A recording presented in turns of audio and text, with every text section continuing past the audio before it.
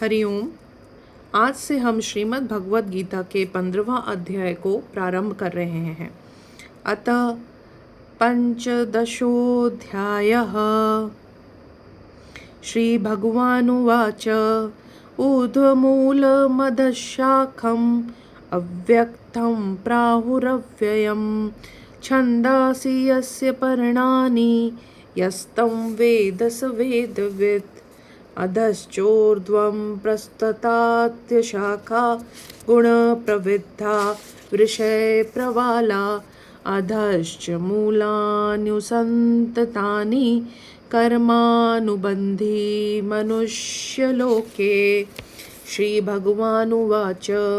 ईश्वर कहते हैं, क्योंकि इस अध्याय का नाम है पुरुषोत्तम अध्याय, तब इसमें पुरुषोत्तम भगवान ने कहा, संसार रूपी अश्वत्थ वृक्ष की जड़ें ऊपर की ओर हैं तथा इनकी शाखाएं नीचे की ओर जाती हैं।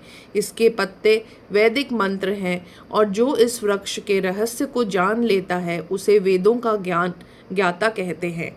इस प्रथम श्लोक में ईश्वर कहते हैं कि यह जो संसार है वह एक पीपल के वृक्ष के हिसाब से आप समझिए, जिसको हम ऊपर तो जाते हुए देख रहे हैं बट उसकी जड़ें, उसकी शाखाएं इतनी मजबूत हैं और जड़ें इतनी अंदर दूर तक जाती हैं जो कि उसमें बहुत सारे ज्ञान और पुरातन चीज़ों के बारे में जो भी हमारे को मंत्र, वेदिक, वेद, शास्त्र का जो ज्ञान है वह हमारी जड़ों तक गया हुआ है।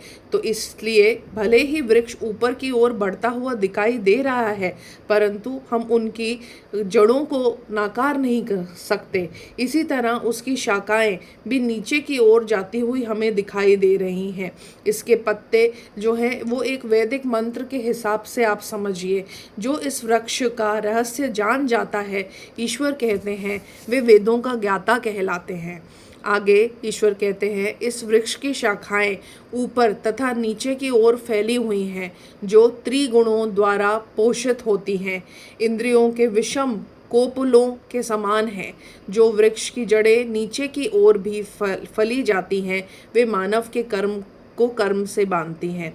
जब हम त्रिगुणों की बात करते हैं यहाँ पर, तो राजसिक, तामसिक और सात्विक तीनों तरह के गुण जो कि इस पृथ्वी पे व्याप्त हैं और अलग अलग लोग के अलग अलग तरीके से उससे मिलकर के बने हुए हैं। तब हम वृक्ष की शाखाओं को, इस संसार रूपी वृक्ष की शाखाओं को उन्हीं गुणों से सुशोभित और पोषित देखते हैं। इंद्रियों के विषय को कोपलों के समान बताया गया है। तो हमारे गुण, हमारी इंद्रियां, ये एक ऐसी चीज़ है जो इस संसार रूपी वृक्ष में कहीं ना कहीं व्याप्त है और वो हम सबको, मानव को, एक कर्म से बांधती हैं।